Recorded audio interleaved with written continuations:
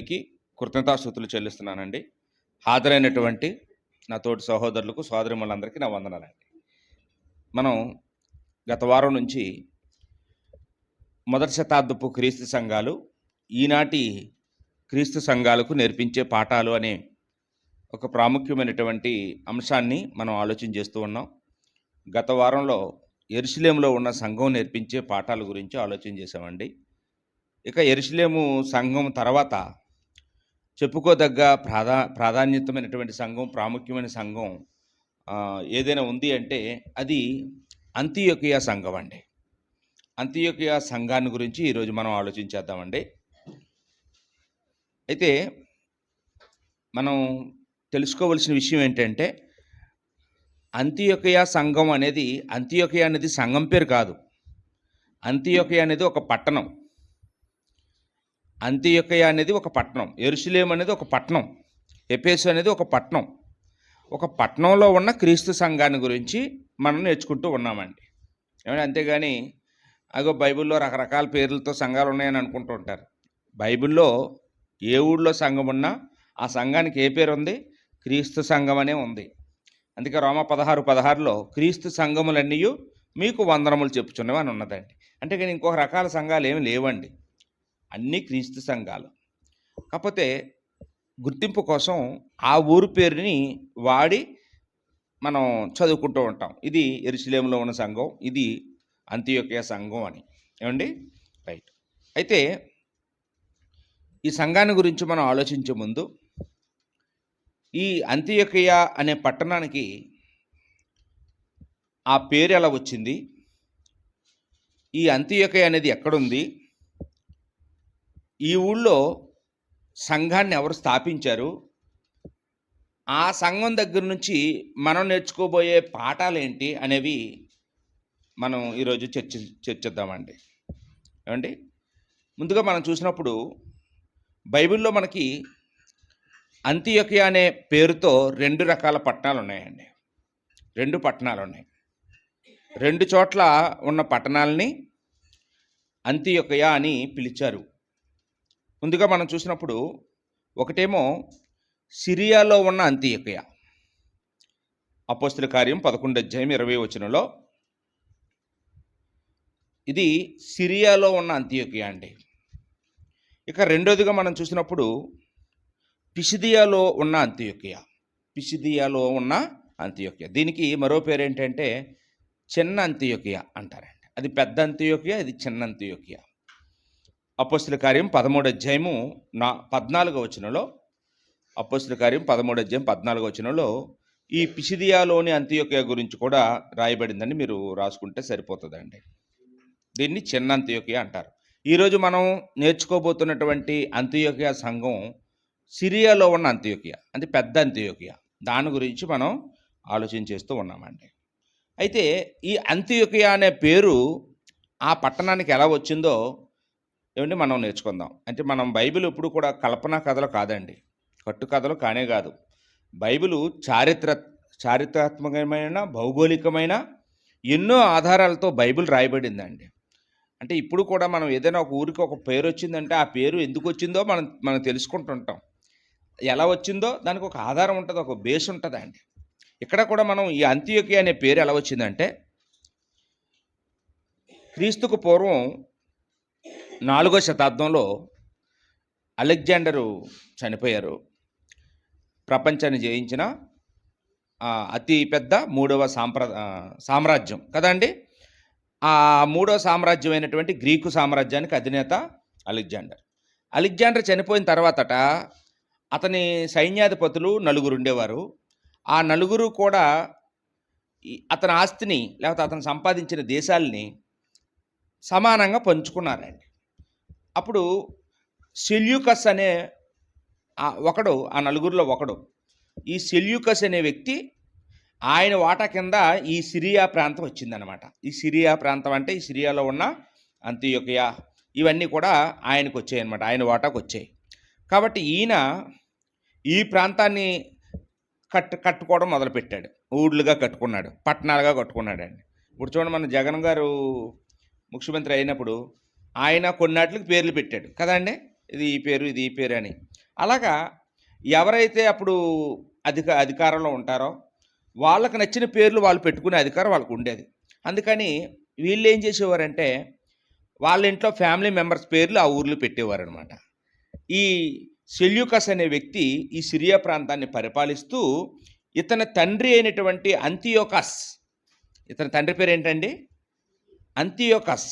వీళ్ళు గ్రీకులు, వీళ్ళు అంతియోకస్ అనే పేరుతో ఉండేవాళ్ళు. వాళ్ళ నాన్నగారు, బహుశా వాళ్ళ నాన్నగారు చనిపోతే వాళ్ళ నాన్నగారి మీద ఉన్న ప్రేమతో ఒక పట్టణాన్ని కట్టి ఆ పట్టణానికి అంతియొకయా అని పేరు పెట్టారండి. దీన్ని అంతియొకస్ అని ఆ తండ్రి పేరుతో అంతియొకయా అని పిలవడం మనం చూస్తూ ఉన్నామండి. ఇది ఒరాంటీజ్ అనే చిన్న నదిని ఆనుకుని ఉన్నటువంటి పట్టణం అండి. ఇప్పుడు ప్రస్తుతం దీన్ని అంత్యోకియా అని పిలవటం లేదు. ఇప్పుడు మన కాలంలో దీనికి అంటాకియా అనే పేరుతో దీన్ని పిలుస్తూ ఉండడం అనేది ఇక్కడ మనం చూస్తూ ఉన్నామండి. ఇది ఇప్పుడు ఎక్కడుంది అంటే మనం సదరన్ టర్కీ గురించి మనం వింటూ ఉంటాం కదండి.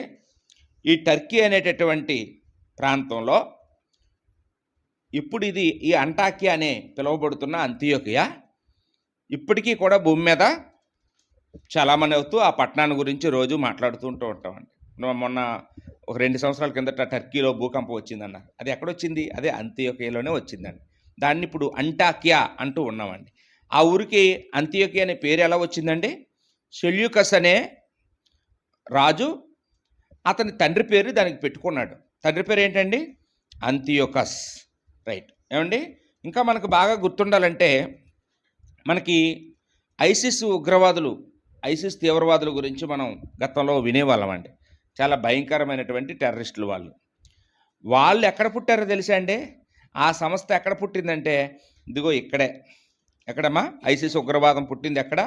ఈ టర్కీ, ఈ ప్రాంతంలోనే, ఈ అంత్యోకియా ప్రాంతంలోనే.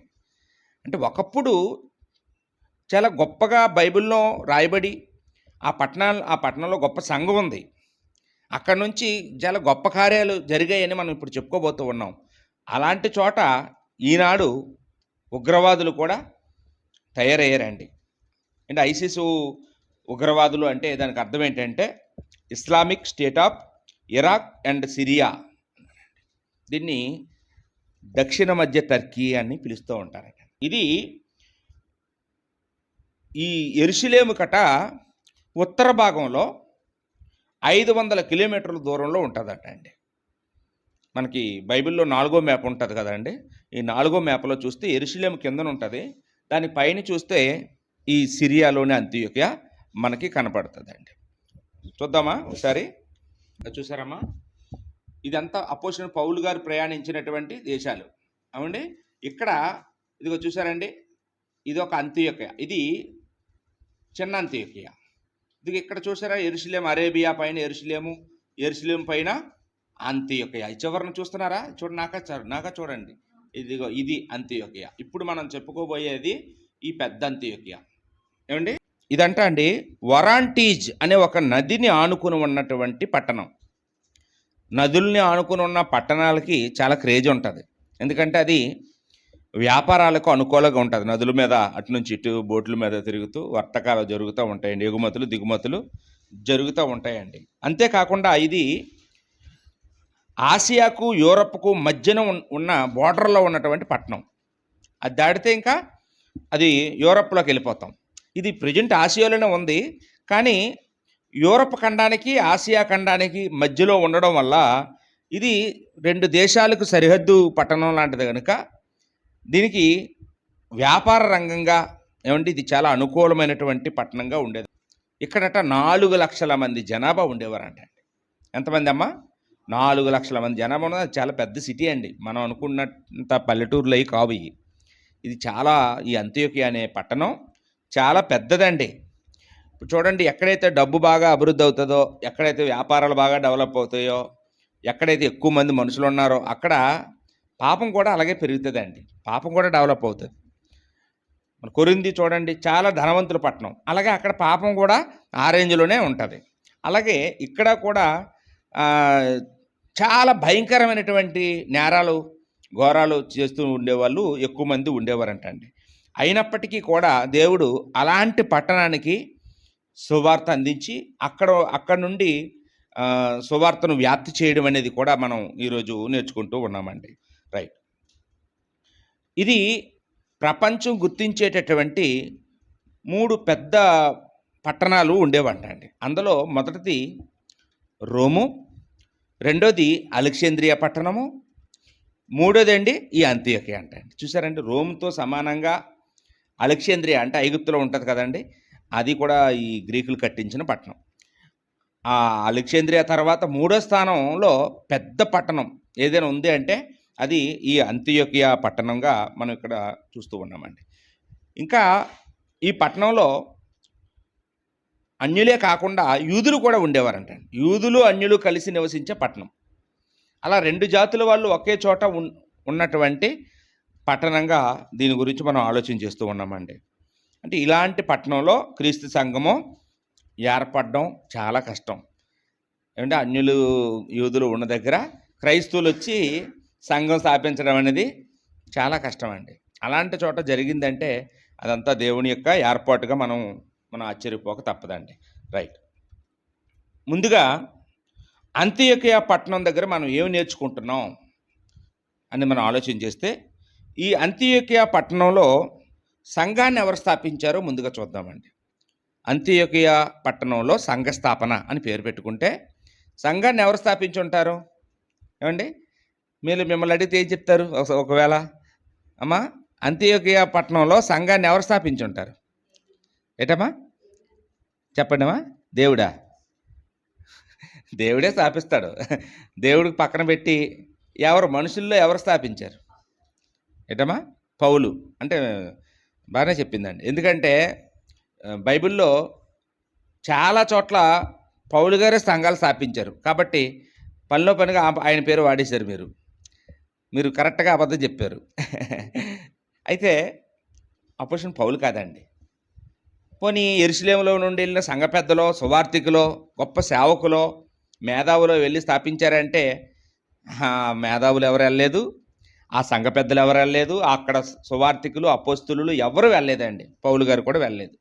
మరి ఎవరు స్థాపించారు ఆ ఊళ్ళో సంఘాన్ని అని మనం ఆలోచన చేస్తే, ఏమంటే అపోస్తుల కార్యం 11వ అధ్యాయం కొద్దామండి. అపోస్తుల కార్యం 11వ అధ్యాయం 19వ వచనంలో ఇక్కడ స్తెఫను విషయంలో కలిగిన శ్రమను బట్టి చెదిరిపోయిన వారు అంటున్నాడండి. ఏమండి, స్తెఫను విషయంలో శ్రమ కలిగిందా? మనకి స్తెఫను ఎక్కడ కనపడతారండి? అపోస్తుల కార్యంలో 7వ అధ్యాయంలో కనపడతారు. 7వ అధ్యాయంలో స్తెఫను ప్రసంగం చేసినప్పుడు అప్పుడు యూదులు మత్సరంతో ఆయన్ని రాళ్ళతో కొట్టి చంపేశారు. 8వ అధ్యాయంలో అతన్ని సమాధి కూడా చేసేశారు. అప్పుడు భయంకరమైనటువంటి శ్రమ సంఘానికి కలిగిందండి. ఒకళ్ళు చనిపోతే అందరికి ఏమవుతుందండి? బాధ. అమ్మ, మమ్మల్ని చంపేస్తారని భయం. అప్పుడు సంఘం ఏమైందంటండి? చెదిరిపోయిందంటండి. అపోస్తులు ఒకళ్ళే యెరూషలేములో దాక్కుని ఉండిపోయారు. సంఘ సభ్యులందరూ చెదిరిపోయారండి. అప్పుడు సంఘ సభ్యులందరూ, యెరూషలేములో ఉన్న సంఘ సభ్యులందరూ 1000 మంది, వీళ్ళు ఏం చేశారంటే అండి, ఒక్కొక్క పట్టణాల కంటే వెళ్ళిపోయారండి. ఒకళ్ళకి చెప్పకుండా ఒకళ్ళు వెళ్ళిపోయారు. ఇంకా ఎక్కడో దగ్గర తలదాచుకుందాం, ఎక్కడో దగ్గర బ్రతుకుదాం అన్నట్టుగా, ఇక్కడ ఉంటే చంపేస్తారు అన్నట్టుగా వలసపోయారనమాట వాళ్ళందరూ. ఇంకా పోయింది సంఘం, ఇంకేం చేయలేము అనుకుంటారు అపోస్తులు. కానీ దేవుడు ప్రణాళిక అండి అదంతాను. దేవుడు ఏం చేశాడంటే ఆ చెదరగొట్టడం కూడా సువార్త వ్యాప్తి చెందడం కోసం, సువార్తను ఇంకా విస్తరింపజేయడం కోసం దేవుడు అలా చెదరగొట్టాడండి. అలా వెళ్ళిపోయిన వాళ్ళు మనకి 8వ అధ్యాయంలో సమరయలో కనపడతారండి. సమరయలో ఈ పరిచారకుడైనటువంటి ఫిలిప్ అనే వ్యక్తి అక్కడికి వెళ్ళి అక్కడ సువార్త చేస్తాడు, అక్కడ కొంతమందిని రక్షిస్తాడు. కానీ అక్కడ సమరయలో ఒక గారడి సిమోను స్టోరీ తప్ప ఇంకా సమరయలో జరిగిన సువార్త సేవ ఏంటి అనేది అక్కడ చరిత్ర ఏమీ బైబిల్లో రాయబడలేదండి. మొత్తానికి కొంతమంది మాత్రం బాప్తిసం పొందారు. వాళ్ళకి కృపావరాలు ఇవ్వడానికి అపోస్తులు అక్కడికి వెళ్ళారు. పేతురు గారు, యోహాను గారు వెళ్ళారు. అవి మనం అపోస్తుల కార్యం 8వ అధ్యాయంలో ఆ స్టోరీలు మనం చూస్తామండి. అయితే ఈరోజు మనం ఆ సంఘం గురించి చెప్పుకోవడానికి పెద్ద విషయం లేదు. అయితే ఈ రెండవదిగా తర్వాత కొంతమంది విశ్వాసులు ఎక్కడికి వెళ్ళారంటండి? ఈ అంతియోకియాకి వెళ్ళారంటండి. అదే ఇక్కడ రాస్తూ ఉన్నాడండి. చూడండి ఏమన్నారు? స్తెఫను విషయంలో కలిగిన శ్రమను బట్టి అన్నాడు.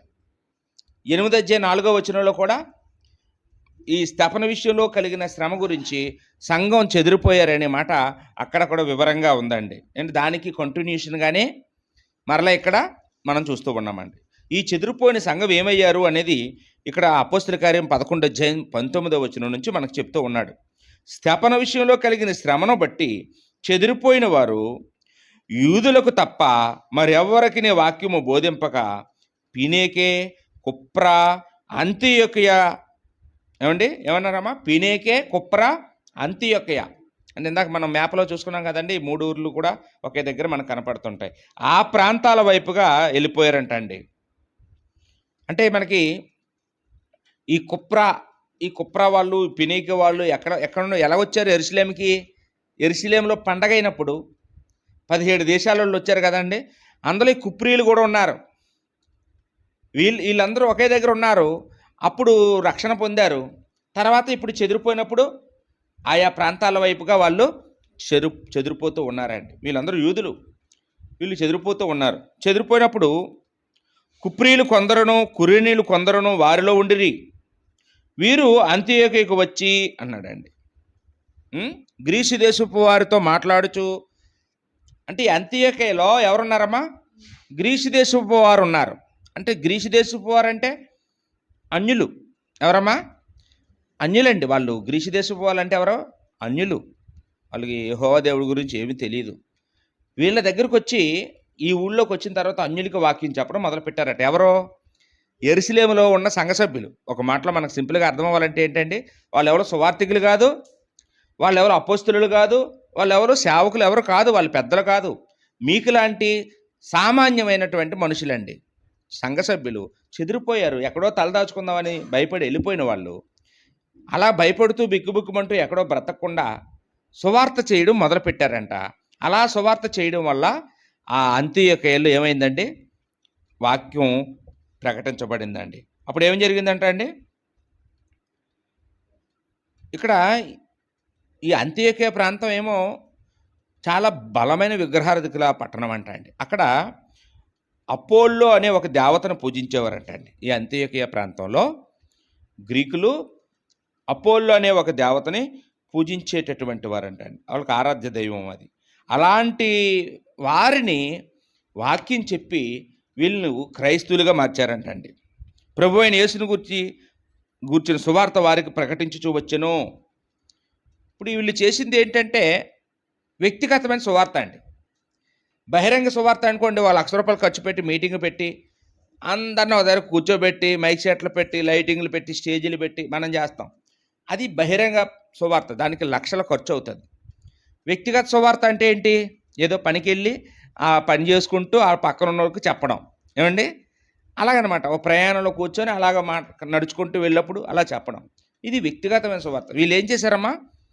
వ్యక్తిగతమైన సువార్త చేశారు. ఎవరు? ఈ కుప్రీలు, కురేనీలు.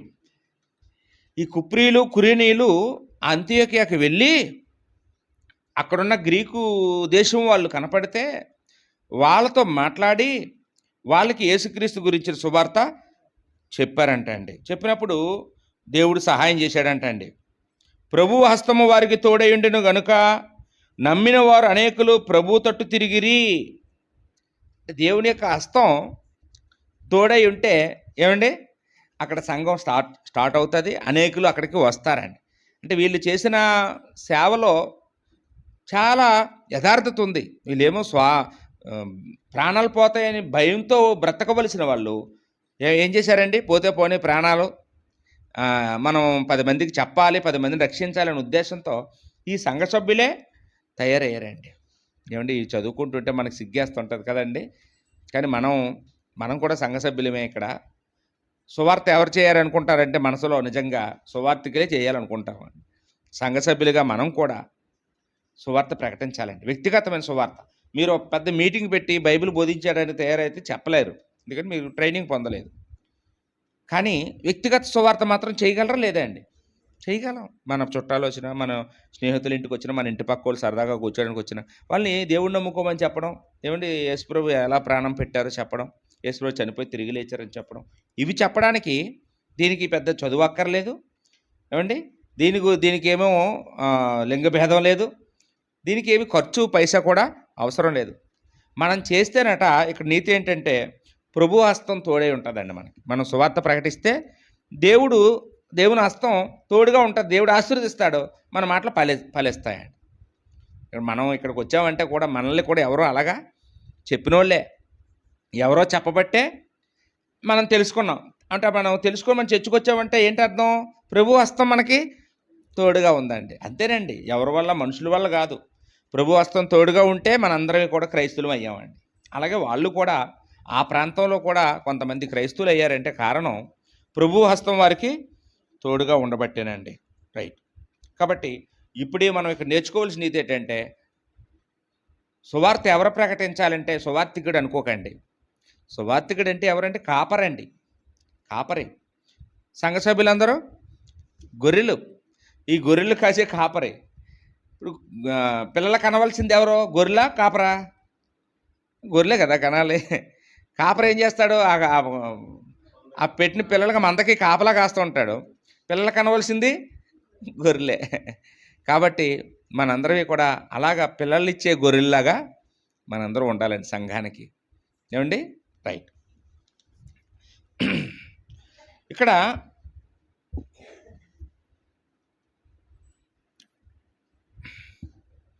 రైట్ ఈ విషయాన్ని అంతియోకియ ఉన్న సంఘం, అయ్యా మేము ఈ ప్రాంతానికి వచ్చాము, ఇలాగ ఇక్కడ సంఘాన్ని స్టార్ట్ చేశాము, కొంతమంది రక్షింపబడ్డారని ఈ విషయాన్ని యెరూషలేములో ఉన్న సంఘానికట పంపించారంటండి వార్త. యెరూషలేములో ఉన్న సంఘానికి వార్త ఎప్పుడైతే వెళ్ళిందో వాళ్ళు ఎలా ఫీల్ అవుతారండి? యెరూషలేములో ఉన్న అపోస్తలులు, అబ్బా మనోళ్ళు మంచోళ్ళు, ఏదో అనుకున్నాం కానీ వీళ్ళు భయపడిపోయి పారిపోయారు అనుకున్నాం కానీ లేదు, వీళ్ళు ఏం పెరుకోళ్ళు కాదు, వీళ్ళు చాలా ధైర్యవంతులు, మన దగ్గర ఉండుంటే ఇక్కడే ఇలా ఉండిపోయేవారు, కానీ మన దగ్గర నుంచి వెళ్ళిపోవడం మంచిదే అయింది, వెళ్ళిపోయిన వాళ్ళు ఖాళీగా లేరు, చక్కగా సువార్త ప్రకటించి అక్కడ ఒక సంఘాన్ని కట్టేశారంట మనోళ్ళు. పాపం మనోళ్ళకి పెద్దగా ఇంకా తెలియదు, లోతైన విషయాలు చెప్పడం రాదు, మనం వెళ్ళి అక్కడ వాళ్ళకి సాయం చేద్దాం అని మనలో ఒకళ్ళు పంపించుకుందాం, అక్కడికి మనలో ఒకళ్ళు పంపిద్దామని నిర్ణయం తీసుకున్నారంటండి. అలాగా నిర్ణయం తీసుకున్నప్పుడు ఎవరిని పంపిద్దాం, మనలో ఎవరిని పంపిద్దాం అని అపోస్తలులు అందరూ, ఆ సంఘం అందరూ ఒక మీటింగ్ పెట్టుకొని అడిగినప్పుడు ఆ సంఘం అందరూ ఒకళ్ళ పేరు చెప్పారంటండి. చూడండి 22వ వచనం, అపోస్తల కార్యం 11:22 వచనంలో ఇక్కడ బర్నబా పేరు అందరూ చెప్పారంటండి. బర్నబాని పంపిద్దామండి. అంటే ఈ బర్నబాని ఎందుకు పంపించాలనుకుంటున్నారు అంటే ఏమంటే అక్కడికి వెళ్ళిన వారిలో కురేనీలు, కుప్రీలు కదా వెళ్ళారు. అక్కడికి వెళ్ళింది ఎవరంటే కుప్రా ఊరు నుండి వెళ్ళిన వారు ఉన్నారు. ఈ బర్నబా కూడా ఊరే ఊరు ఇతను కూడా కుప్రా వాడే. అపోస్తల కార్యం 4వ అధ్యాయంలో 36-37 వచనాలు మనం చూసినప్పుడు, కుప్రాలో పుట్టిన లేవీయుడగు యోసేపు అను ఒకడుండెనో, అతనికి అపోస్తలులు హెచ్చరిక పుత్రుడు అని అర్థమిచ్చి బర్నబా అని పేరు పెట్టారు. ఇతను అంటే అక్కడ హెచ్చరిక పుత్రుడు అనే దగ్గర పుట్టినోడుసులు ఆదరణ పుత్రుడు ఏమండి అనే మాట అక్కడ మనం చూస్తూ ఉన్నామండి. ఇతను హెచ్చరించగలడు, ఆదరించగలడంటండి. ఇతడు మిగులు భూమి గలవాడై దాన్ని అమ్మి దాని వెలను తీసుకొచ్చి అపోస్తలుల పాదాల దగ్గర పెట్టాడని ఆ మాటలన్నీ అక్కడ మనం చూస్తూ ఉన్నామండి. కాబట్టి ఈ బర్నబా కుప్రావాడు, అందులోనూ ఇతను నిస్వార్థపరుడు, ఇతను డబ్బు పిచ్చి ఉన్నవాడు కాదు, ఉన్న ఆస్తినే అమ్మేసి సువార్త ప్రకటించండి అని అపోస్తలుల పాదాల దగ్గర పెట్టినవాడు. ఇలాంటి వాడు హెచ్చరిక పుత్రుడు. ఇతను తప్పు చేయడు, ఇంకొకరు తప్పు చేస్తే ఊరుకోడు. ఇతను ఆదరణ పుత్రుడు. ఇతను ఎలాంటి వాళ్ళనైనా సరే ఆదరించగలడు, ఎవరినైనా సరే ఓర్చుకోగలడు, ఎవరినైనా ప్రేమించగలడు. ఇలాంటి వ్యక్తిని మనం పంపిస్తే మన అందరూ వెళ్ళట్టే అని ఇతన్ని పంపించి వాళ్ళకి వాక్యం చెప్పడానికి పంపిద్దామని సంఘమందరూ ఆమోదించుకొని అప్పుడు బర్నబాని ఎక్కడ పంపించారండి? అంతియోకియ పట్టణానికి, అక్కడ ఉన్నటువంటి సంఘానికి, కొత్తగా ప్రారంభమైన సంఘానికి వాక్యం చెప్పడానికి పంపించారంటండి. అప్పుడు బర్నబా అక్కడికి వెళ్ళాడండి. 24వ వచనం చూడండి, అపోస్తలుల కార్యం 11:24 వచనంలో బర్నబా గురించి కొన్ని మాటలు అక్కడ మనం చూస్తూ ఉన్నామండి. ఆ, ఆ, ఉమ్. అతడు పరిశుద్ధాత్మతోనూ విశ్వాసంతోనూ నిండుకున్న సత్పురుషుడు. ఆయన గురించి సాక్ష్యం అండి. పరిశుద్ధాత్మతో నిండుకున్నవాడంట అండి. అంటే ఆయన ఎప్పుడు ఆత్మపూర్ణంగా ఉండేవాడు అనమాట. ఆయన చూడంగానే ఆయన ఎలా ఉండేవాడండి? ఆత్మపూర్ణంగా స్పిరిచువల్గా కనపడేవాడంటండి. అలాగే ఆయన విశ్వాసంతో నిండుకున్నవాడు. ఆయనకి దేవుడి పట్ల అపారమైన విశ్వాసం, చిన్నది కూడా సందేహం లేదండి ఆయనకి దేవుడి పట్ల. అంత విశ్వాసంగా ఉండేవాడట. ఇంకొక పేరేంటండి? సత్పురుషుడు. అంటే అతను మంచివాడు. మంచోడు అంటాం కదండి, కొంతమంది చాలా మంచోడండి అని. ఎవరికి అపకారం తలపెట్టడండి, చాలా మంచోడండి, ఉపకారమే చేస్తాడు కానీ అపకారం చేయడండి అని అంటాం కదండి. అలాంటి వ్యక్తి అండి. ఎవరమ్మా? ఈయనండి. కాబట్టి ఈయన అక్కడికి వెళ్ళి అక్కడ ఉన్నటువంటి సంఘానికి వెళ్ళిన వెంటనే హెచ్చరించాడంటండి. అయ్యా, మీరు ఈరోజు చాలా ఫాస్ట్గా ఉన్నారు, భలే చేశారు, చాలా సంతోషం. కానీ ఏదో ఉద్రేకంగా ఒకరోజు చేసేయడం కాదు. మనం ఈరోజు కలిగి ఉన్న విశ్వాసం ఎప్పటికీ కలిగి ఉండాలి. ఎప్పటికీ ఇలాగే మీరు సంఘానికి చాలామందిని తీసుకురావాలి. ఇలాగే ఎప్పుడు కూడా వచ్చిన వాళ్ళు కూడా ఎప్పుడు స్థిరులుగా ఉండాలి. మనందరం కలిపి సాతానికి చోటు ఇవ్వకుండా ఇలాగ ప్రభు పని బాగా చెయ్యాలని వాళ్ళని గట్టిగా వాళ్ళకి హెచ్చరించాడంటండి. అంటే మంచి పనులు చేసినప్పుడు కూడా హెచ్చరించుకోవాలి, తెలుసా అండి. ఇప్పుడు ఏదైనా సాధించినప్పుడు హెచ్చరించేవాడు లేడు అనుకుని గర్వం వచ్చేద్దాం మనకి, ఏమండి. ఇంకా ఇంక అయిపోయింది, నా లెవెల్ పెరిగిపోయింది అనుకుంటాం. కాదు, ఏ క్షణంలోనైనా మనల్ని సాతాను పడగొట్టేసే ప్రమాదం ఉంది. కాబట్టి మనందరమీ చాలా జాగ్రత్తగా ఇంకా దేవుడి పనిలో మనందరమీ ఇంకా బాగా బలంగా పనిచేయాలి, ఎక్కడ సాతానికి అవకాశం ఇవ్వకూడదు అని హెచ్చరించాడనమాట ఇతను, ఏమండి. రైట్. ఇప్పుడు 25వ వచనం దగ్గరికి వచ్చేటప్పటికి 11:25 వచనంలో ఈయనకి అనిపించిందట, ఇతను బాగా సంఘాన్ని బాగా డెవలప్ చేస్తున్నాడు. బహుజనులు, ఏమండి, అక్కడ ఆ మాట వాడబడింది కదండి, బహుజనులు ప్రభు పక్షమున చేరిరి అని. ఇలాంటి మంచి వ్యక్తి వచ్చి వాక్యం చెప్పేటప్పటికి అంతకుముందే సంఘం స్టార్ట్ అయింది. ఇతను వచ్చిన తర్వాత ఏమైందంటే, ఇంకా వీళ్ళు ఏదో చెప్పారు, వీళ్ళు చెప్పిన మాటలే మనకు బాగా నచ్చాయి, చర్చకొచ్చాం. ఇంక ఇప్పుడు ఎవరు కొత్తగా వచ్చారు, బర్నబా అంట, యెరూషలేము సంఘం పంపించిందంట. ఈయన కూడా మన కుప్రావు వాడేనంట. మరి ఇలాంటి వ్యక్తి వచ్చి వాక్యం చెప్తుంటే ఇంకా బాగా చెప్తున్నాడు అని జనాలు ఏమయ్యారండి, ఆ మంచితనాన్ని చూసి, అతనిలో ఉన్న పరిశుద్ధాత్మ తో నడిపింపబడడం చూసి, విశ్వాసాన్ని చూసి ఇంకా బహుజనులు వచ్చి సంఘానికి చేరారంట. సంఘం పెద్దదైపోయింది. ఇప్పుడు అంత పెద్ద సంఘానికి వాక్యం చెప్పాలి, బైబిల్ క్లాసులు పెట్టాలి, గృహకూటాలు పెట్టాలి, ఏమండి, ఒక్కడే చేయలేకపోతున్నాడు. నాకు తగ్గ సమవుజ్జి ఎవరైనా ఇంకొకరు ఉంటే బాగుండు, ఇంకొకరిని తీసుకొస్తే బాగుండు ఆలోచన వచ్చిందండి ఈయనకి. ఇప్పుడు అదే కానీ ఈ కాలంలో సేవకులకైతే ఏమండి వస్తుందండి. ఇప్పుడు మీరు చూడండి, ఎవరో హైదరాబాద్లో ఎవరో ఉంటారండి, సురేష్ కుమార్ గారు ఎవరో, ఆయన సంఘం లక్షల్లో ఉంటారండి. అక్కడ ఫోన్లో నేను ఒక్కడిని చేయలేకపోతున్నాను, ఇంకో సువార్తకిని పెట్టుకుంటాను, నా తర్వాత నేను ఒక పూట చెప్తే అతను ఒక పూట చెప్తాడు అంటాడా, ఏమండి. అవసరమైతే కెమెరాలు పెట్టేసేనే ఆయనే చెప్తాడు అందరికీ, కానీ ఇంకొకరికి అవకాశం ఇవ్వరండి. ఎక్కడ ఇంకొకళ్ళు తీసుకొచ్చి పెడితే నన్ను డామినేషన్ చేసేస్తాడేమో, ఏమన్నా నా బోధ నాకంటే కనుక అతను బాగా వాక్యం చెప్తే ప్రజలందరూ అటువైపు తిరిగిపోతారేమో. కాబట్టి ఇంకెవరిని కూడా పెట్టడానికి వీల్లేదు. నేను చచ్చిపోయాక నా కొడుకే, నేను చచ్చిపోతే నా మనవడే, ఇంకెవడో రావడానికి వీల్లేదు, ఇక్కడ ఎవడు నిలబడడానికి వీల్లేదు, ఈ స్టేజ్ మాదే అన్నట్టు, ఏమండి, స్వార్థికులు ఈ కాలంలో వాళ్ళందరూ అలాగే ఉన్నారండి. కానీ ఎంత నిస్వార్థపరుడో చూడండి. ఏమైనా పర్వాలేదు, నాకంటే బాగా వాక్యం చెప్పినోడు వస్తే ఇంకా మంచిది, ఇంకా సంఘం బలపడతారు, బాగుపడతారు.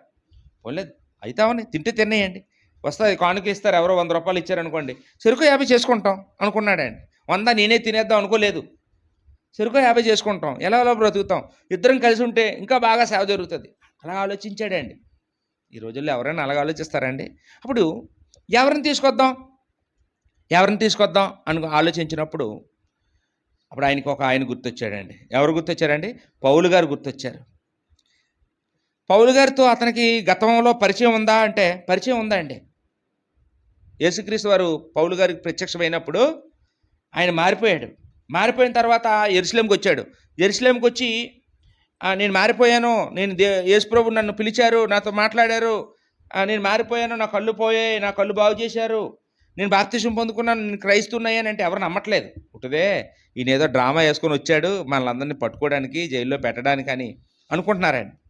అప్పుడు ఈ బర్నబా అతన్ని బాగా పరిశీలించి, అతని మాటల్లో నిజం ఉందండి, ఇతను అబద్ధం చెప్పడం లేదు, ఇతను నిజంగా మారిపోయాడు, నాకు అర్థమైంది అని చెప్పి, నేను నమ్ముతున్నాను, మీరు నమ్మండి అని పౌలు చేర్చుకోండి అని ఈ అపోస్తులు ఒప్పించి మధ్యవర్తి పాత్ర పోషించాడండి బర్నబా గారు. ఈ బర్నబా చాలా గుర్తింపు ఉంది బర్నబాకి.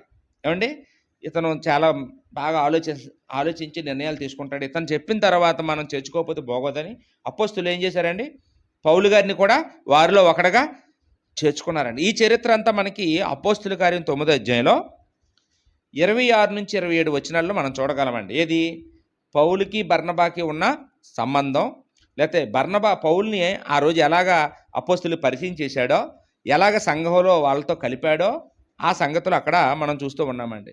అంటే ఎవరినైనా అర్థం చేసుకునే మంచి మనసు ఉందండి బర్నబాకి. అప్పుడు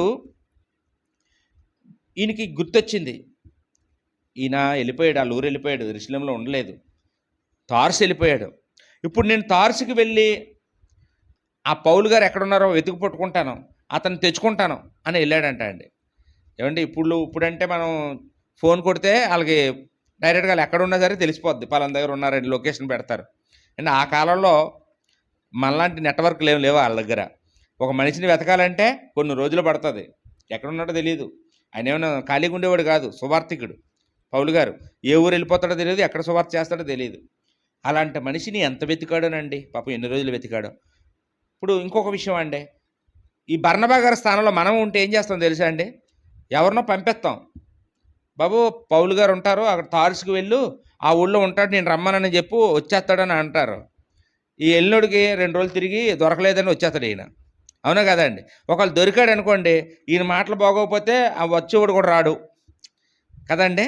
కాబట్టి ఈ బాధ్యత ఎవరో పడి తనకు అప్పచెప్పి లేదండి, నేనే వెళ్తాను, అతను రానంటే కాళ్ళు పట్టుకొని తీసుకొస్తాను, బ్రతిమలాడు తీసుకొస్తాను, అతను ఒప్పిస్తాను, కన్విన్స్ చేస్తాను అనుకున్నాడండి.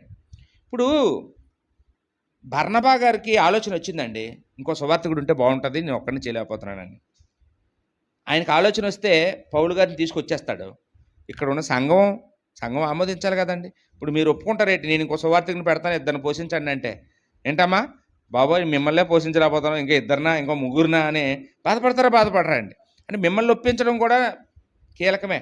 ఇప్పుడు బర్నబా ఒక పక్క అంతియోక్య సంఘాన్ని ఒప్పించాలా, ఇంకొక బోధకుని తీసుకొస్తున్నాను మీరందరూ సహకరించాలని, అక్కడికి వెళ్ళి పౌలు గారిని కూడా ఒప్పించాలా.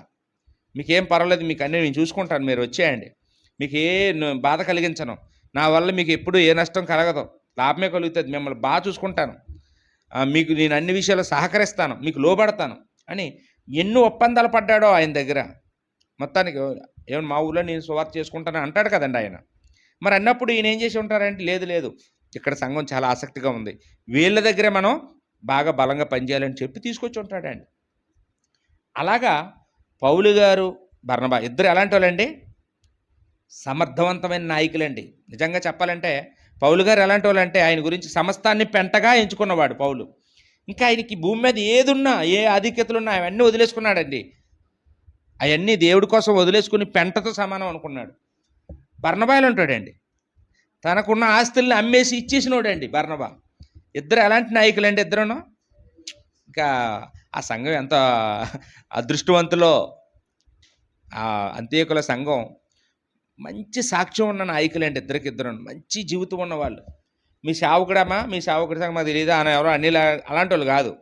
ఏమండి, ఎంత మంచి సేవకులమ్మా మీ సేవకులు, మంచి సాక్ష్యం ఉంది వాళ్ళకి, ప్రజల దగ్గర, అన్యుల దగ్గర, వాళ్ళ ఊళ్ళోనూ, వాళ్ళు పుట్టి పెరిగిన ప్రాంతంలోనూ. ఏమండి ఎంత గొప్ప మంచివాళ్ళు అండి వీళ్ళు అని, అలాంటి వాళ్ళు సేవకులు అవుతున్నారా అని అందరూ ఆనందించేటట్లుగా. ఇప్పుడు ఇద్దరు జోడా దొరికింది, ఇద్దరు సరైన వాళ్ళు తయారయ్యారు, వీళ్ళిద్దరూ కలిసి సేవ చేస్తున్నారండి. కాబట్టి ఇక్కడ మనం రెండవదిగా ఈ సంఘాన్ని గురించి మనం ఏం రాసుకోవాలండి, మొదటిది ఏం రాసుకున్నాం, అక్కడ అంత్యోక్యలో సంఘాన్ని ఎవరు స్థాపించారు అని రాసుకున్నాం. ఇప్పుడు రెండోది ఏంటంటే, మంచి సాక్ష్యం కలిగిన ఇద్దరు సేవకులున్న సంఘం. అప్పటికి ఇద్దరే ఉన్నారు ఏమండి. తర్వాత ఏమో ఇంకొక ముగ్గురు యాడ్ అయ్యారండి. మొత్తం 5 సేవకులు, 5 సేవకులండి. ఏమంటే ఒక ఇద్దరు సేవకులు ఉంటేనే కష్టం, ఒకరికొకరు పడదు. 5గురికి వెళ్ళి ఒకే సంఘంలో సేవ చేస్తే వాళ్ళు ఇలా ఎన్ని గొడవలు ఉంటాయి చెప్పక్కర్లేదండి. మనం కొంతమందిని చూస్తుంటాం కళ్ళారని. కానీ వీళ్ళు అసలు అలాంటి గొడవలే లేని సంఘం అండి. ఎంత సమాధానంగా ఉన్నారో, ఎంత ఐక్యతగా ఉండుంటారో వాళ్ళలో. వాళ్ళందరినీ నిజంగా పరిశుద్ధాత్మ నడిపించాడని అనిపిస్తుందండి. ఈ 5 సేవకుల గురించి మనకి 13 అధ్యాయంలో, అపొస్తలుల కార్యం 13 అధ్యాయం 1 నుంచి మనం 2 వచనాల్లో ఈ 5 పేర్లు కూడా రాయబడ్డాయండి. అందులో ప్రాముఖ్యమైన వాళ్ళు ఎవరండి? బర్నబా గారు మొదటి సువార్తికుడు, రెండో వాడు పౌలు గారు, తర్వాత వచ్చిన వాళ్ళు ఆ 3 పేర్లు కూడా అక్కడ ఉన్నాయండి. రైట్. అంటే మనం టైం లేదు కానీ ముందుకు వెళ్ళిపోతున్నానండి. రైట్. ఇప్పుడు 26వ వచనానికి వచ్చేద్దామండి. వీళ్ళిద్దరూ కలిసట 11 అధ్యాయం 26వ వచనంలో వీరిద్దరూ కలిపి 1 సంవత్సరం పాటు కలిసి పనిచేశారంట అండి. పౌలు గారు బర్నబా గారు కలిసి ఆ అంతియోకియలో 1 సంవత్సరం కష్టపడి వాక్యాన్ని బోధించారంట అండి. ఇప్పుడు రిజల్ట్ ఏంటో తెలుసండి? ఇద్దరూ వచ్చి వాక్యం చెప్పేటప్పుడు సంఘం ఎలా అయిపోయి ఉంటుందండి. ఇక మెరుగుపడి చూడు, బంగారానికి మెరుగెడితే ఎలా ఉంటుంది, మిలమిల మెరిసిపోతుందో అలాగా సంఘ సభ్యులందరూ కూడా వాళ్ళలో ఉన్న తుప్పంతా వదిలిపోయి వాళ్ళందరూ మెరుగుపడిపోయారండి. ఇంకా బాగా షార్ప్ అందరూ మంచి బోధకుల్లాగా అయిపోయారండి. ఒక మాటలో చెప్పాలంటే సంఘ సభ్యులందరికీ 66 పుస్తకాలు తెలిసినట్టు. అండ్ ఇప్పుడు వాళ్ళ దగ్గర 66 పుస్తకాలు లేవులేండి, పాత నిబంధన ఉంది. కానీ అంత ఇప్పుడు 66 పుస్తకాల మీద అవగాహన ఉన్న సంఘం ఎలా ఉంటుందండి? అలా ఉన్నారండి. అప్పుడు వాళ్ళు తోవంట వెళ్తూ ఉంటే వాళ్ళని చూసిన వాళ్ళు వాళ్ళకు పేరు పెట్టారంటండి. అప్పటి వరకు వీళ్ళని సంఘ సభ్యుల్ని శిష్యులు అనేవారంటండి. కానీ పౌలు గారు బర్నబా గారు కలిసి సేవ చేసిన 1 సంవత్సరం తర్వాత వాళ్ళకి ఏం పేరు పెట్టారటండి? 26వ వచనంలో క్రైస్తవులు అన్నారంటండి. వీళ్ళు క్రీస్తు సంబంధులు, వీళ్ళు క్రైస్తవులు, వీళ్ళు క్రీస్తుని పోలు నడుచుకునే వాళ్ళు, అలాంటి అర్థాన్ని ఇచ్చే పేరు. అంటే ఇది ఒక రకం బిరుదు లాంటిదండి.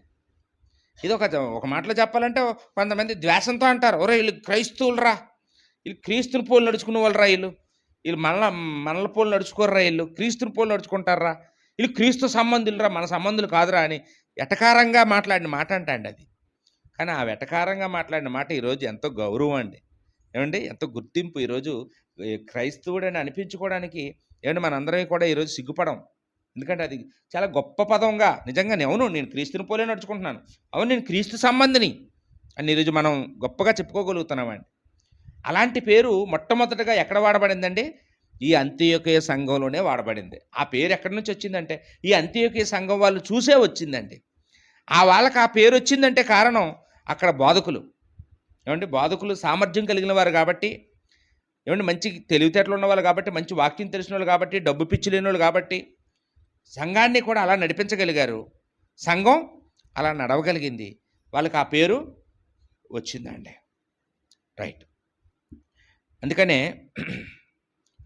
మొదటి పేతురు పత్రికలో 5వ అధ్యాయం 1వ వచనంలో మాట పేతురు గారు అంటారండి, సంఘానికట సువార్తికులు ఎలాగుండాలంటే ప్రభువులైనట్టు ఉండకూడదంట అండి. ప్రభువులైనట్టు ఉండక మందకు మాదిరిగా ఉండుడి అన్నాడు.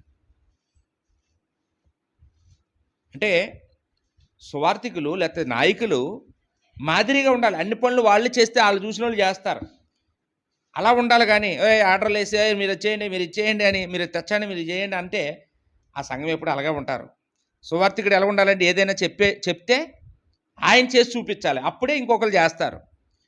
అలాగా ఈ పౌలు గారు బర్నబా గారు ఎలా ఉన్నారండి?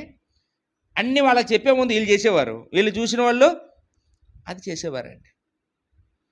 అందువల్ల అలా తయారయ్యారండి. అందువల్ల అలా తయారైనట్టుగా మనం ఇక్కడ చూస్తూ ఉన్నామండి. అందువల్ల మన సంఘానికి బాసుల్లాగా ఉండకూడదు.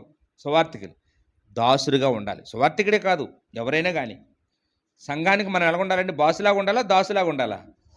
దాసులాగే ఉండాలండి.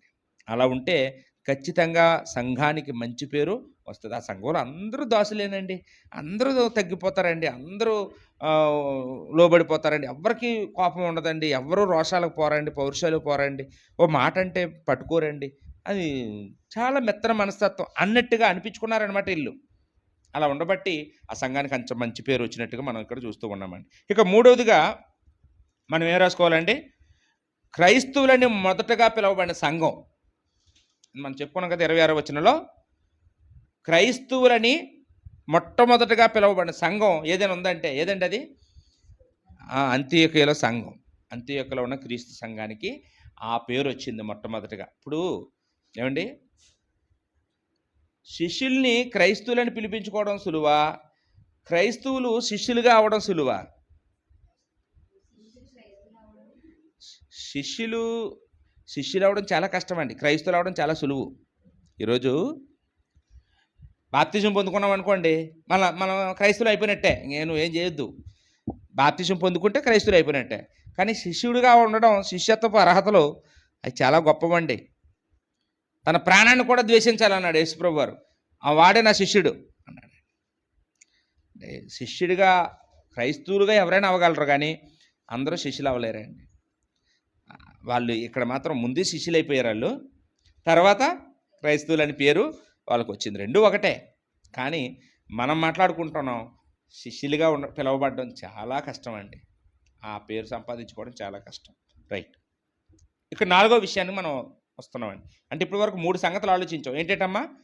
సంఘం ఎలా స్థాపించబడింది, రెండోది మంచి మంచి సాక్ష్యం ఉన్న సువార్థికులు వాళ్ళకు ఉన్నారు, మూడోదేమో అక్కడ మొదటగా క్రైస్తవులని పిలువబడిన సంఘం ఏదంటే ఆ సంఘమే, అంత్యోక్య సంఘం. ఇక 4వదిగా వీళ్ళు కరువులో యెరూషలేము సంఘానికి సహాయం చేసిన వారు. యెరూషలేము సంఘానికి సహాయం చేసిన సంఘం అండి. అప్పుడు మనం 11వ అధ్యాయానికి వద్దామండి. అపోస్తలుల కార్యం 11వ అధ్యాయంలో 27 నుంచి 30 వచనాలు మనం చూసినప్పుడు, ఇక్కడ యెరూషలేము నుంచి అట కొంతమంది ప్రవక్తలు వచ్చారంటండి ఈ సంఘానికి. వచ్చి వాళ్ళు ప్రవచించారు. ప్రవచించడం అంటే భవిష్యత్తు చెప్పడం. వీళ్ళు భవిష్యత్తు చెప్పారండి. ఇందులో ఒక ఆయన ఏం చెప్పారు తెలుసా అండి? ఇగో కొద్ది రోజుల్లో భూలోకానికి గొప్ప కరువు వస్తుంది అని ప్రవచించారట. ఎవరు ఆ ప్రవచించిన ప్రవక్త పేరు? అగబు అనే ప్రవక్త వచ్చి, ఈ దేవుడు నాకు చెప్తున్నాడు కరువు రాబోతుంది అని. అంటే ఇప్పుడు మీకు ఎవరైనా మీ ఇంట్లో దొంగలు పడతారో అని ముందుగా తెలిస్తే ఏం చేస్తారమ్మా? అన్ని తాళాలు గట్టిగా వేసేసి ఎక్కడ గొయ్యి తీసే తాళాలు కప్పేడతారు, ఎక్కడ దొరకకుండా ఎవరికి.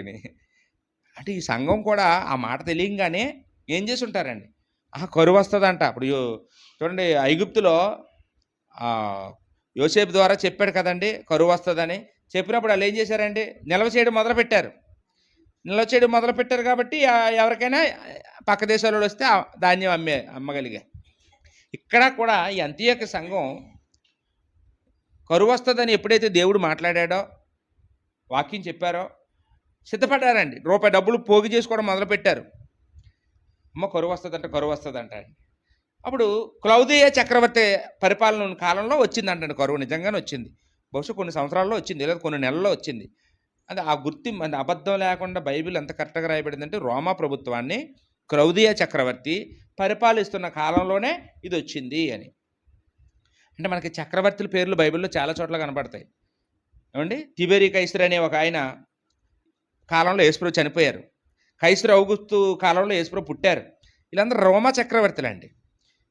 ఇక్కడేమో క్లౌదియ చక్రవర్తి. ఈయన కాలంలో కరువు వచ్చిందటండి, భూలోకానికి కరువు వచ్చిందంటండి. ఇప్పుడు కరువు వచ్చినప్పుడు ఎలా ఉంటుంది చెప్పండి అమ్మా?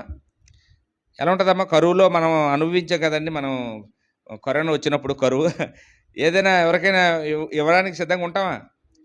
ఎవరైనా ఏమైనా ఇస్తే తీసుకోవడానికి చూస్తుంటాం. ఏమంటే మన ఇంట్లో ఉన్నా కానీ ఏమో ఇంకా ఎన్నాళ్ళు ఉంటుంది ఈ కరువు అని, కొంచెం దాచేద్దాం, ఇంకా కొంచెం నిల్వ చేసుకుందాం, నేను బాగుండాలి, నా పిల్లలు బాగుండాలి, నా కుటుంబం బాగుండాలి అనుకుంటామండి.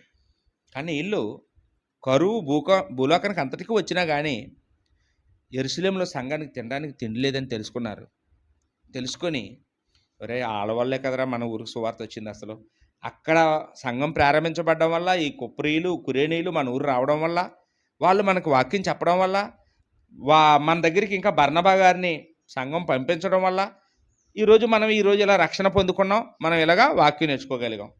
మనకి వాక్యం నేర్పించడానికి కారణమైనటువంటి యెరూషలేము సంఘాన్ని మనమే కాపాడాలి అనుకున్నారంటండి.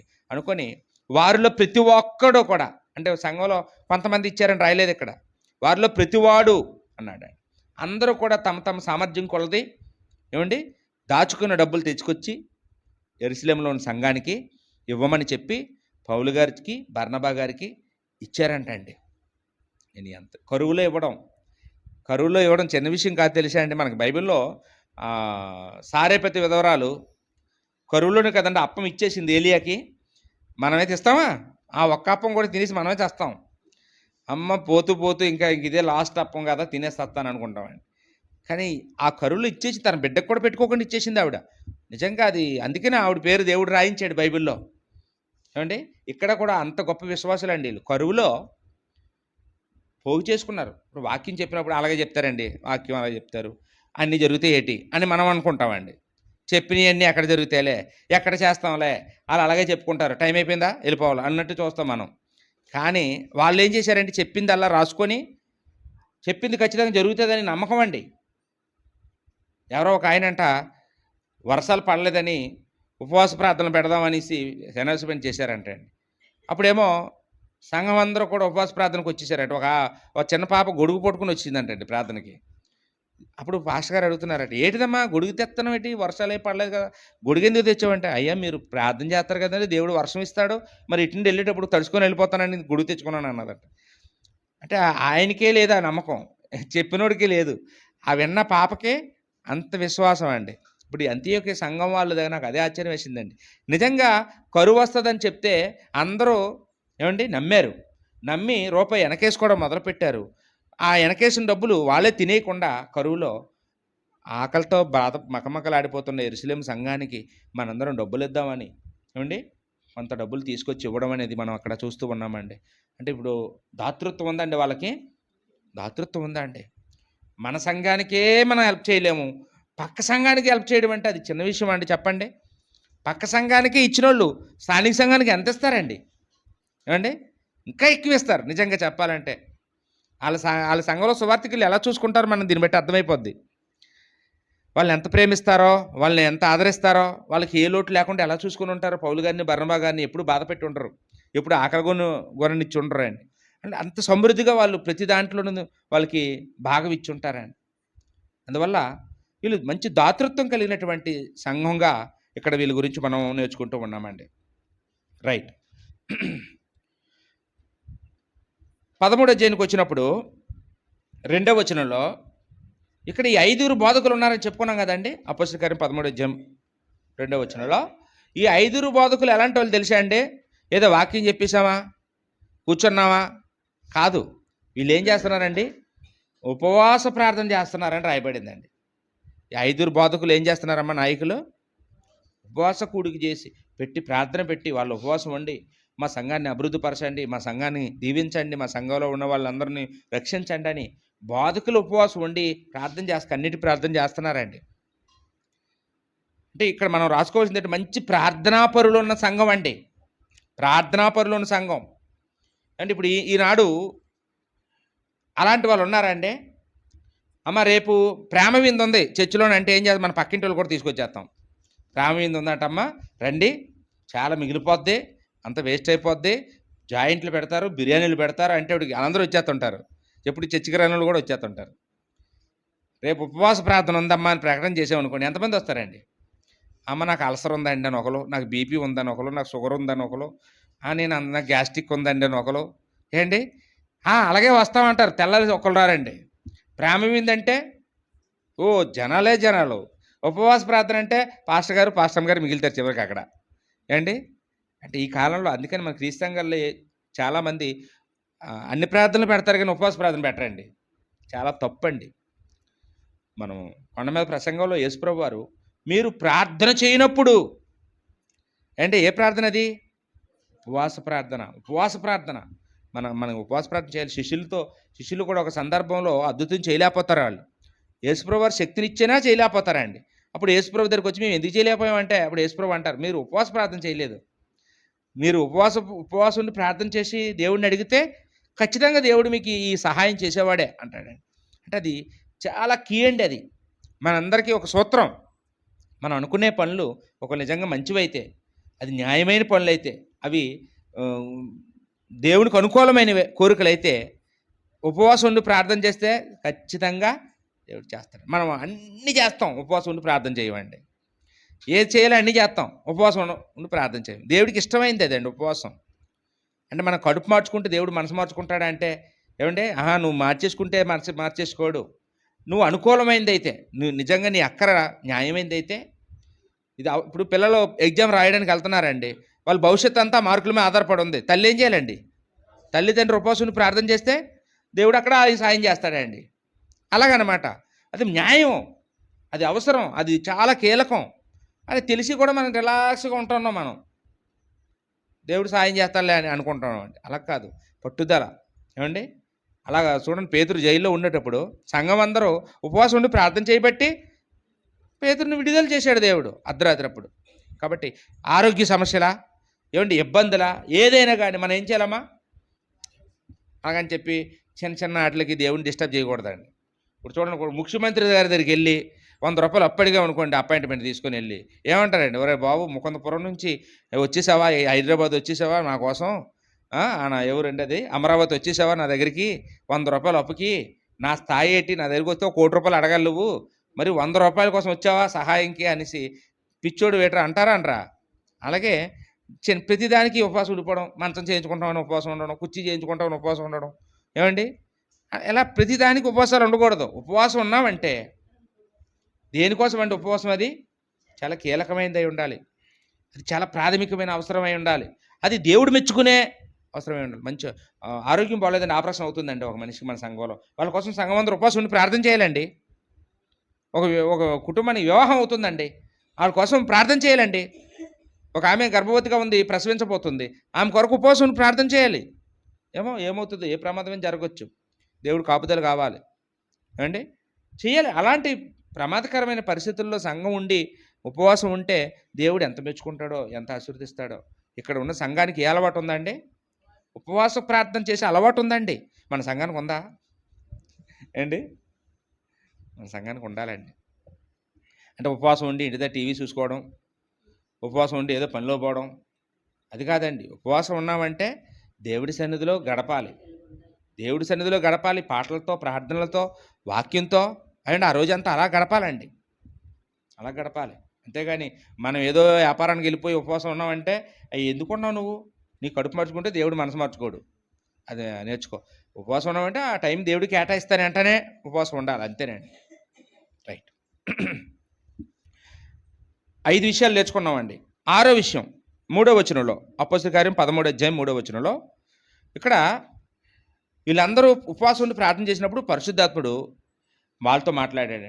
ఏమన్నాడంటే, ఇదిగో మీలో 2 సువార్త పరిచర్యకి పంపించండి అని పేర్లు కూడా పరిశుద్ధాత్మ చెప్పేశాడు. వెళ్ళి దెవలాడుకోకూడదని. పౌలు గారి పేరు, బర్నబా గారి పేరు పరిశుద్ధాత్మ చెప్పాడండి. వీళ్ళిద్దరినీ కూడా సువార్తకు పంపించండి అని. ఏమండి, ఇప్పుడు ఈ సంఘం ఏం చేశారంట? పంపిస్తామండి అని. మీ ఇద్దరు వెళ్ళండి సువార్తకు పరిచర్యకి, ఎంత ప్రయాణానికి ఎంత అవుతుంది, ఛార్జీలు ఎంత అవుతాయి, ఎన్ని నెలలు ఉంటారో పట్టుకెళ్ళండి, డబ్బులన్నీ ఇస్తాం, సరుకులన్నీ ఇస్తాం, మీకు ఏటి కావాలి చెప్పండి అన్నీ ఇస్తామని పంపించారండి. ఏమండి, ఈ కాలంలో వాళ్ళు అసలు సువార్తికిని మేము చూసుకుంటాం సంఘాన్ని, మీరు వెళ్ళండి అని అంటారండి ఎక్కడైనాను? ఇదిగో మా ఇంటికి రాలేదు, ఇగో మా ఇంటికి ప్రార్థన చేయడానికి రాలేదు, మమ్మల్ని చూడడానికి రాలేదు, ఇగో నా దగ్గరకు వచ్చాడు కానీ మా కొడుకాళ్ళ ఇంటికి వెళ్ళలేదు, నా దగ్గరకు వచ్చాడు మా కూతురాళ్ళ ఇంటికి వెళ్ళలేదు.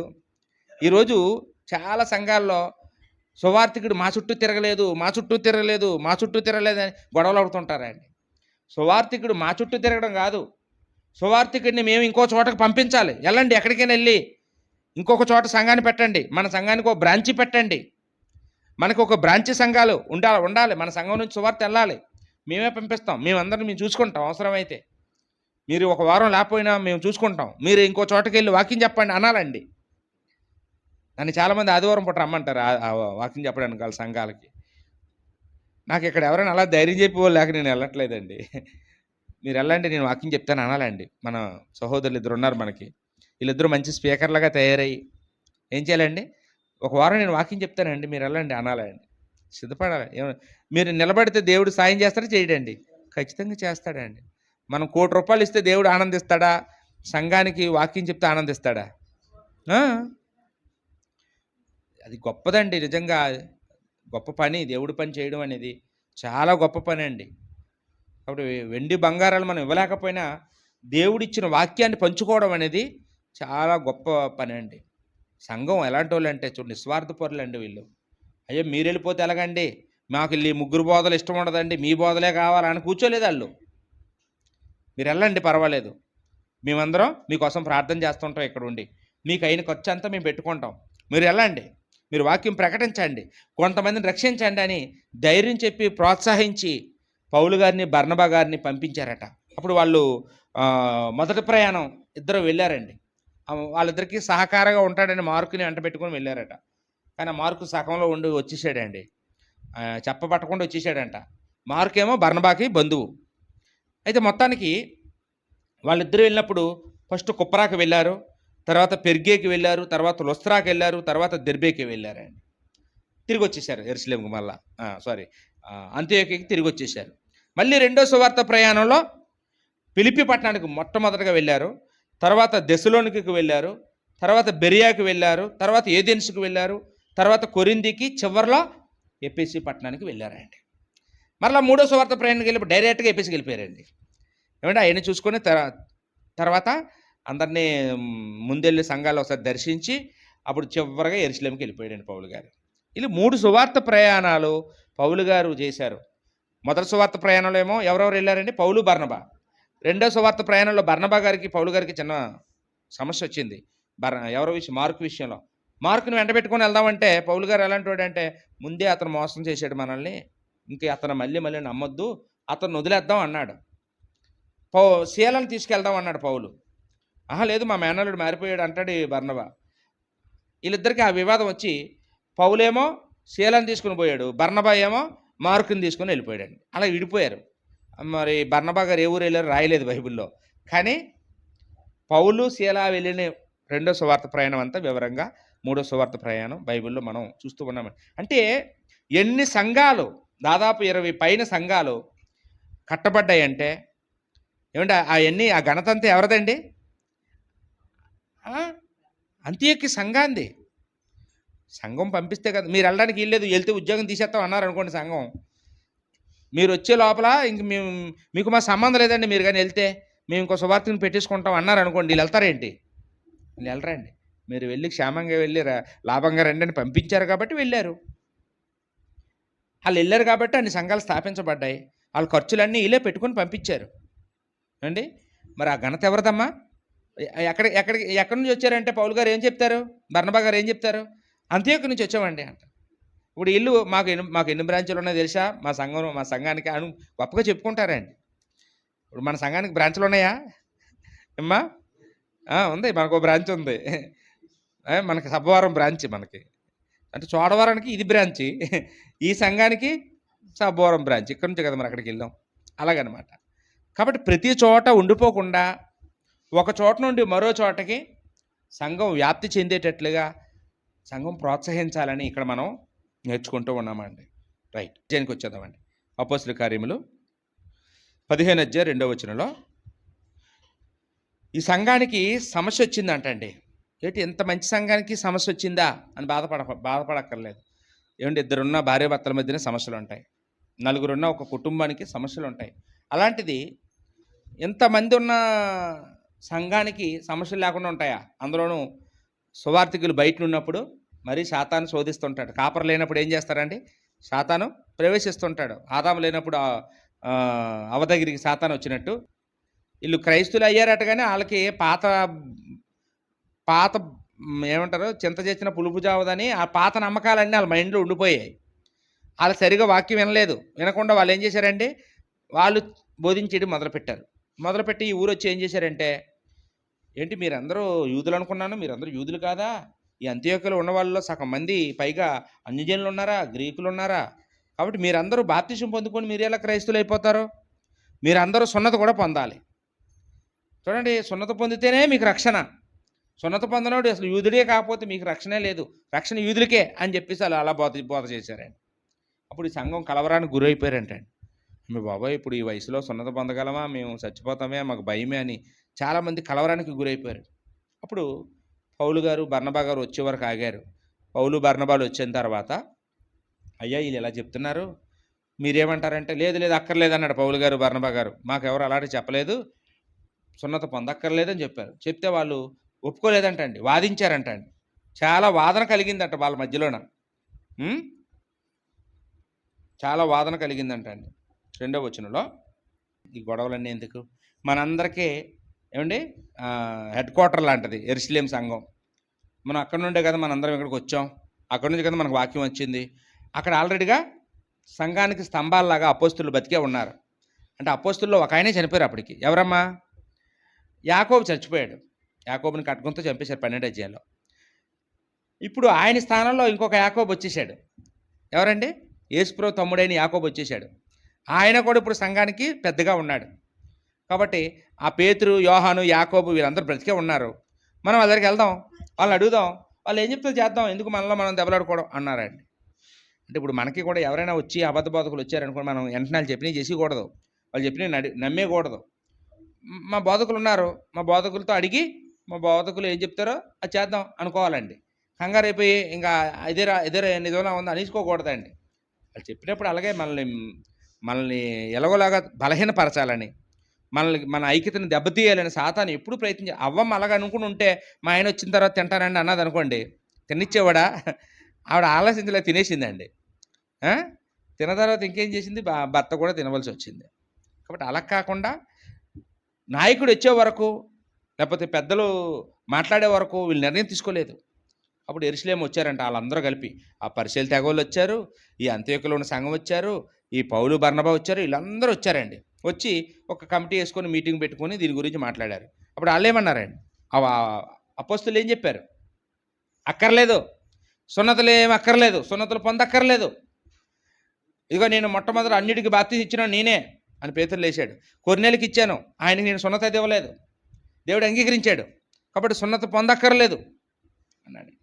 అప్పుడు ఇంకొక ఆయన లేచి జాగ్రత్త చేయడం మానేయండి, ఇది అక్కర్లేదు అన్నాడండి.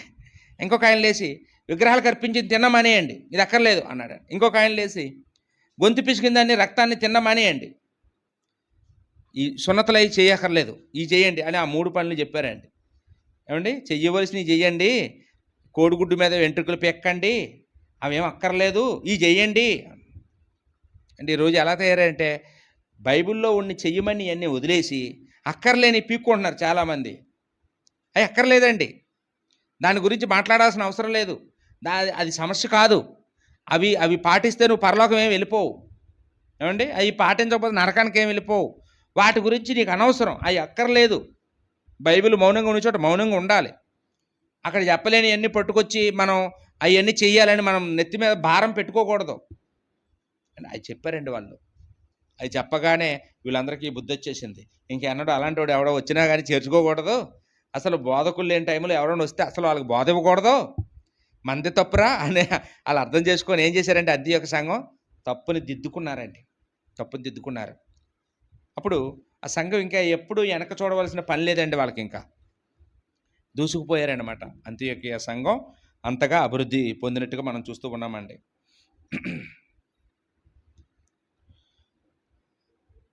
రైట్. అంటే ఇక్కడ మనం ఆలోచించవలసింది ఏంటంటే మన ఐక్యతను కూడా దెబ్బతీయడానికి సాతాను ఏం చేస్తాడమ్మా? చాలా సమస్యలు సృష్టించడానికి ట్రై చేస్తుంటాడు. ఒకవేళ ఎవరి వల్లైనా సమస్య వస్తుందని మనకు తెలిసినప్పుడు మనం ఏం చేయాలమ్మా? మనం ఇది సాతాను కుట్ర, సాతాను గలిబిలు చేయడానికి చూస్తున్నాడని చెప్పి మనం చాలా జాగ్రత్త పడాలి. మనం ఆ సహోదరుని పోగొట్టుకోవడానికి చూడకూడదండి. సరే, అతను కోపంతో ఉన్నాడా, మనమే శాంతమైపోవాలి. ఏమండి? అతను ఏదో మాట ఇసిరేశాడా, మనమే మౌనంగా ఉండాలి. సాతాను కుట్ర ఇది, ఏదో చేయడానికి ట్రై చేస్తున్నాడు, సంఘాన్ని పాడు చేయడానికి చూస్తున్నాడు అనుకొని మనం తగ్గిపోవాలండి. ఒకవేళ ముఖం మీద ఉమ్మేసిస్తే యేసుప్రభు ఏం చేయమన్నాడండి? తుడిచేసుకోండి అన్నాడు. ఒకవేళ ఎవరో పొరపాటున గోపమే కొట్టేశారు, ఇంకో చెంప చూపించేయండి అన్నాడండి. అలా ఉండాలండి సంఘం విషయంలో.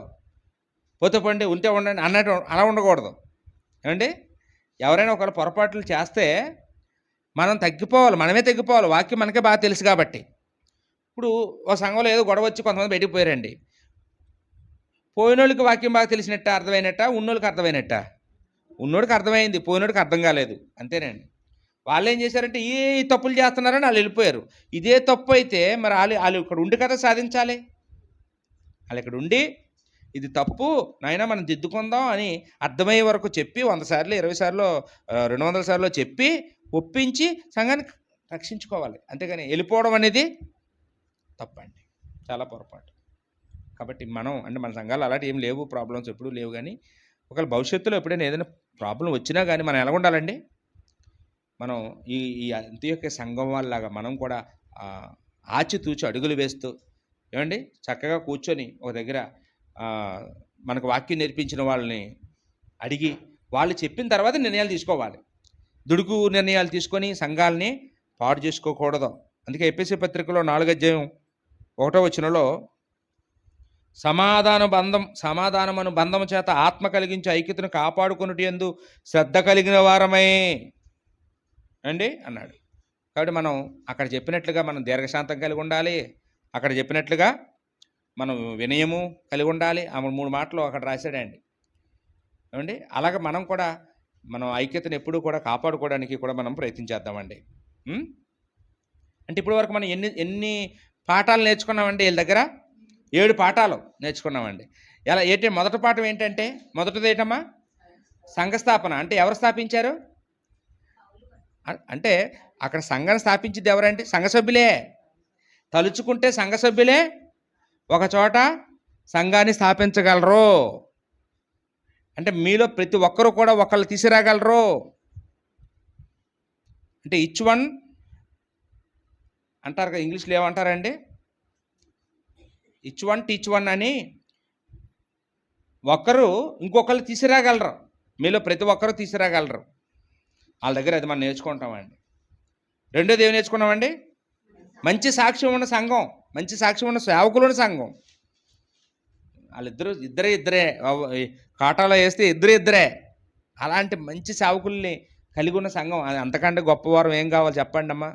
అంటే వాళ్ళ కోటీశ్వరులు కాదు, ఇద్దరును అన్నీ వదులుకున్న వాళ్ళు. అన్నీ వదులుకొని వాళ్ళ దగ్గర ఏమీ లేదండి, కానీ మంచి జీవితం ఉంది, మంచి సాక్ష్యం ఉంది. అలాంటి సేవకులు పొందుకున్నారు వాళ్ళు. మంచి వాక్యం చెప్పగలిగే దిట్టలో. మా సేవకున్నాడు కానీ నోట్లో నాలుగు లేదండి అన్నాడు. అలాంటి వాళ్ళు కాదు.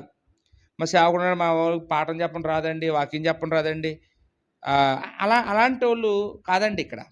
ఎంత అదృష్టవంతులు ఏమంటే మంచి వాక్యం చెప్పగలిగే బోధకుడిని పొందడం అనేది నిజంగా ఒక వరం అండి సంఘానికి. మంచి వరం. ఏమంటే అమ్మ ఉంది, వంట చేయడం సరిగా రాదు, అది ఆ కుటుంబానికి శాపం. అవునా కదండి? మా అమ్మ అండి ఉట్టిచారు చేసిన అన్నం తినేస్తామండి, అంత బాగుంటుందండి అని ఉన్నదనుకోండి, అదే కదండి భాగ్యం. ఏమండి కమ్మగా ఉండుతుందండి, రుచిగా ఉండుతుందండి. అలాగనమాట బోధకుడు కూడా సంఘానికి ఒక వరం అండి. అలాంటి మంచి సంఘం. ఇంకేంటండి?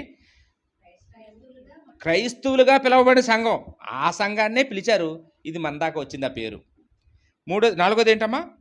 కరువులో కూడా యెరూషలేములో ఉన్న సంఘానికి సాయం చేశారు. ఐదోది మంచి ప్రార్థనా పరులు ఉన్న సంఘం, ఉపవాస ప్రార్థన చేశారు కదండి. మనం ఉపవాస ప్రార్థన చేయాలి. ఆరోది సేవకుల్ని సువార్త ప్రయాణాలకు పంపించిన సంఘం. ఏడోది సమస్యలు వచ్చినప్పుడు సామరస్యంగా పరిష్కరించుకున్న సంఘం అండి. సామరస్యంగా పరిష్కరించుకున్న సంఘం, ఎవరిని పోగొట్టుకోలేదు. ఏమండి? ఈ ఏడిట్లో మనలో ఎన్ని ఉన్నాయండి? ఈ ఏడింట్లో మనం చెప్పుకున్న ఈ ఏడింట్లో మనం ఎన్నిట్లో టిక్కు పెట్టుకోగలం చెప్పండి అమ్మా? 0 చూస్తారండి. అంటే మంది క్రీస్తు సంఘమే, అది క్రీస్తు సంఘమే, కానీ వాళ్ళెక్కడ మనం ఎక్కడ అన్నట్టు ఉన్నామండి. అలా ఉండకుండా అంటే ఇవన్నీ ఎందుకంటే మనం సరి చేసుకోవడానికే దేవుడు మనం చెప్తున్నాడు. మనం డిస్కరేజ్ అయిపోవడానికి, మనం మనసు పాడు చేసుకోవడానికి, మనం లోకంలో పోవడానికి కాదు ఈ మాటలు చెప్పుకునేది. ఎందుకంటే మనందరం సరి చేసుకుందాం. దేవుడు కోరుకున్న సంఘం ఎలా ఉండాలో బైబిల్లో రాయబడింది. అలా ఉండడానికి ప్రయత్నించేద్దాం. ఏమండి? వచ్చే వారం మరొక సంఘంతో మరలా మనం నేర్చుకుందాం. ఓపికగా వాక్యం